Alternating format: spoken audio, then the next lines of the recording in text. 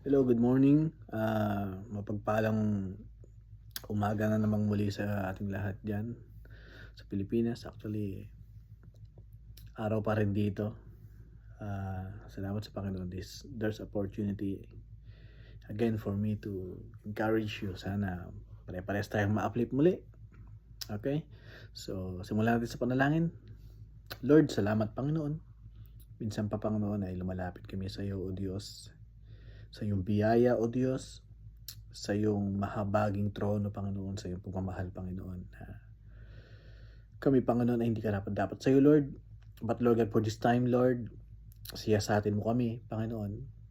Lagi mo buksan ang aming isip, ang aming puso, Panginoon, upang patuloy, Panginoon, na maluwalhati ka namin. Patuloy kaming magtagumpay, Panginoon, dahil ikaw ang aming kasama, ikaw ang aming kalakasan, Panginoon, sa lahat, Panginoon, challenges, Lord God, sa aming buhay. Salamat, Panginoon. Anoint me, Lord God, and be with me, Lord God. Salamat, Lord. In Jesus' name we pray. Amen. So, our topic for today is glory to glory, okay? Yung pag sinabing glory to glory, yung pagbabago ng isang Kristiyano glory to glory, okay? Yung hindi instantly na kapag ikaw ay tumanggap sa ating Panginoon, instantly mababago buhay mo. Mababago buhay mo sa aspeto na meron ka ng pag-asa, okay? Meron ka ng sense of direction, meron ka ng bagong buhay, yung kasalanan mo pinatawad na, yun palang panalo na tayo okay? Pero yung lumalakad tayo dun sa kaluwalhatian ng Diyos, actually, it's a challenges every day, di ba? So, hindi porket tinanggap mo ang Panginoong Hesus, meron ka na talagang parang angel ka na hindi ka na magkakasala, okay?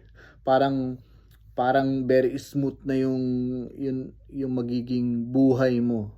Sa katotohanan, 'di ba, kapag tayo ay tumanggap sa ating Panginoong Hesus, yung challenges ang dami.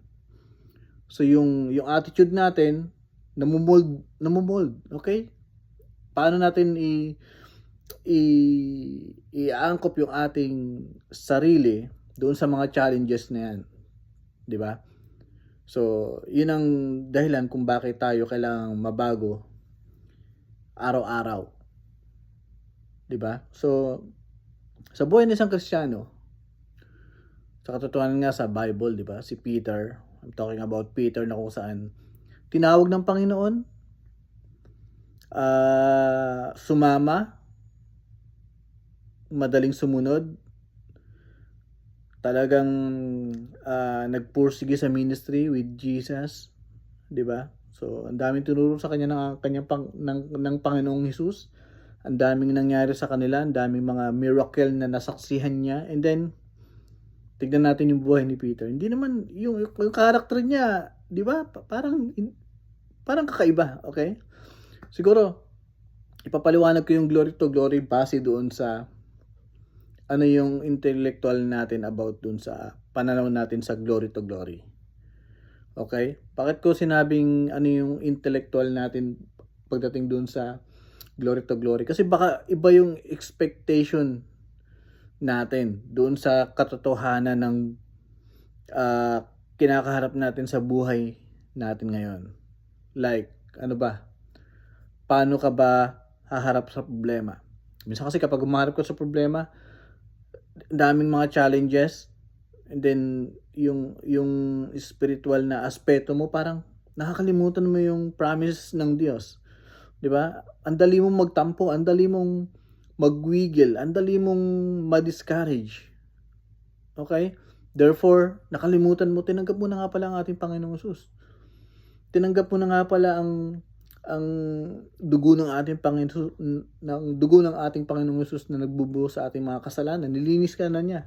And then there's a circumstance na para nakalimutan mo lahat yun dahil may problema na dumarating sa buhay mo. 'Di ba? So, si Peter, okay, tinawag siya ng ating Panginoong Hesus bilang isang fisherman. Okay, hindi ka na magiging fisherman.